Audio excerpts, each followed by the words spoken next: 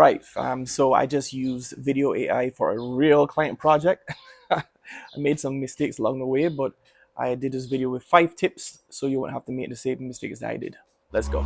5 things I've learned from really using AI to complete this 4-minute, 30-second video, fully visuals that were created to get her idea across, visual storytelling idea across. I know this is very controversial for a lot of people, and I would say it's either you sit on the sidelines and just watch AI take over, or you learn to embrace it. And just my humble opinion, I think it's better to learn to embrace it. All right, so this is a project. We had budget constraints and time constraints, and the first thing I've learned was to invite your client into trying something innovative. All right, it wasn't like I was doing this behind their backs. I told them exactly what I was doing, but it was important for me to communicate. I was still driving the creative direction. So a lot of the artwork was inspired by some of my hand-drawn sketches with charcoal and ink. All right. Number 2 is show a sample, a long enough sample of what the animation will look like. In a lot of these cases, well, in this case, my error was that I showed too short of animation. And if you've seen AI in video format, you would have seen this kind of morphing effect where things are just moving at a low frame rate.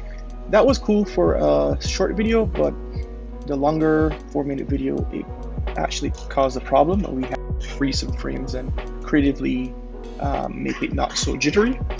Number 3, allow enough time for experimenting. I estimated 4 weeks for this project, and it was tight. You're directing every shot, you're putting on a creative director, a director's hat, cinematographer, using camera shots and stuff like that. So I would say don't just give ample time. That's all I would say. The 4th thing is decide early on color. This was purely in black and white, and then at the end the client needed some color, so I quickly used some lens flares and such to bring a warmth to the shots that they thought were more inspiring, uplifting. And the 5th thing I would say is you can do it different. You can do this different. It doesn't have to be something we as creators fear, especially text to video. It takes a little bit of tweaking. It's not perfect, far from perfect actually, but I would say it was very fulfilling seeing the result, knowing that I had a hand in every single shot. The way the camera moved, some secondary effects, added some typography to strengthen the points across, and you can have fun with it. It doesn't have to be something stressful. So once you have the right client, the right mindset where they want something different, something very innovative, I would say give AI a chance to tell your stories visually. All right, I'll repeat the 5 steps in the comments.